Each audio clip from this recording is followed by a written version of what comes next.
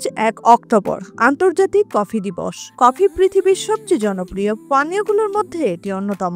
একসময় এই পানীয় ছিল কেবল অভিজাতদের পানীয়, কিন্তু এখন আমাদের দেশেও অলিতে গলিতে গড়ে উঠেছে নানা ক্যাফে। ক্যাপাচিনো, লাতে, মোকা, আমেরিকানো, মাকিয়াটো। কফির এত রকম ফের কেন? কিভাবেই বা এদেরকে চিনবেন? প্রস্তুত প্রণালীর ভিন্নতার উপর নির্ভর করে কফির স্বাদে কেমন বৈচিত্র্য আসে। চলুন কফির এই রঙিন জগতে প্রবেশ করা যাক। কফি তৈরির মূল উপাদান হলো কফি বিন বা কফি গুঁড়া। অ্যারাবিকা এবং রোবাস্তা ধরনের কফি বিন সবচেয়ে বেশি প্রচলিত। কফি গুঁড়ার রোস্টিং এর মাত্রা যেমন হালকা, মাঝারি বা গাঢ় কফির স্বাদের উপর প্রভাব ফেলে।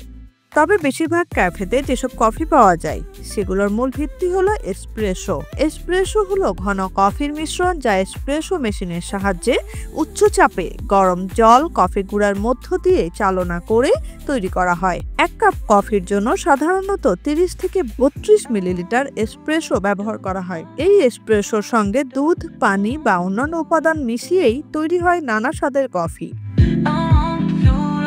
এসপ্রেসোকে ভিত্তি করে তৈরি কিছু জনপ্রিয় কফির ধরন দেখে নেওয়া যাক।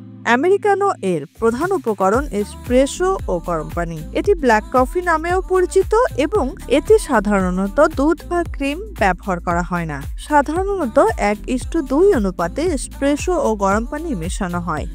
ক্যাপাচিনো। এই কফি তৈরিতে এসপ্রেসো, স্টিম দুধ ও মিল্ক ফোম ব্যবহার করা হয়। এর উপাদানের অনুপাত হলো সমান 1 ভাগ এসপ্রেসোর সঙ্গে 1 স্টিমড দুধ ও 1 ভাগ মিল্ক ফোম ব্যবহার করা হয়। এটি লাটের তুলনায় কিছুটা কড়া স্বাদের হয়।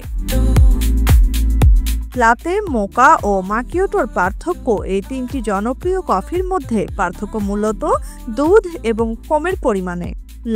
লাতে কফিতে দুধের পরিমাণ বেশি থাকে। এর আদর্শ অনুপাত হলো 1 ভাগ এসপ্রেসো, 2 ভাগ স্টিমড দুধ ও 1 ভাগ মিল্ক ফোম। দুধের বেশি পরিমাণের কারণে এর স্বাদ ক্যাপাচিনোর চেয়ে হালকা হয়। ফোমের ওপর বিভিন্ন নকশা করে পরিবেশন করা হয়। মাকিয়াটো। এটি মূলত এক শর্ট এসপ্রেসো যার ওপরে সামান্য মিল্ক ফোম বা ফেনা যোগ করা হয়। এটি এসপ্রেসোর পরে সবচেয়ে কড়া কফির মধ্যে একটি। ক্যাফে মোকা। এটি হলো এসপ্রেসো, দুধ এবং চকলেট সিরাপ বা কোকো পাউডার মিশ্রিত একটি পানীয়। এর স্বাদে চকলেটের মিশ্রণ থাকায় এটি সাধারণত লাভারদের কাছে খুব পছন্দের। কফি তৈরির মূল উপকরণ হিসেবে স্টিমড দুধ, মিল্ক ফোম বা ঠান্ডা দুধ ছাড়াও স্বাদ অনুযায়ী চিনি বা অন্য কোনো সুইটেনার ব্যবহার করা যেতে পারে।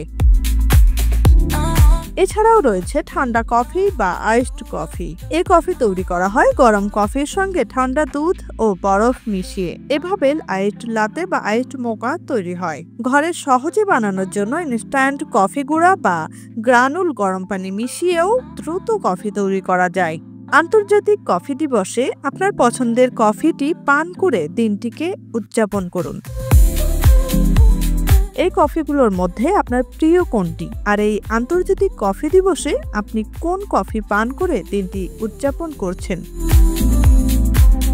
আপনার মূল্যবান মতামত অবশ্যই আমাদের কমেন্ট বক্সে জানান।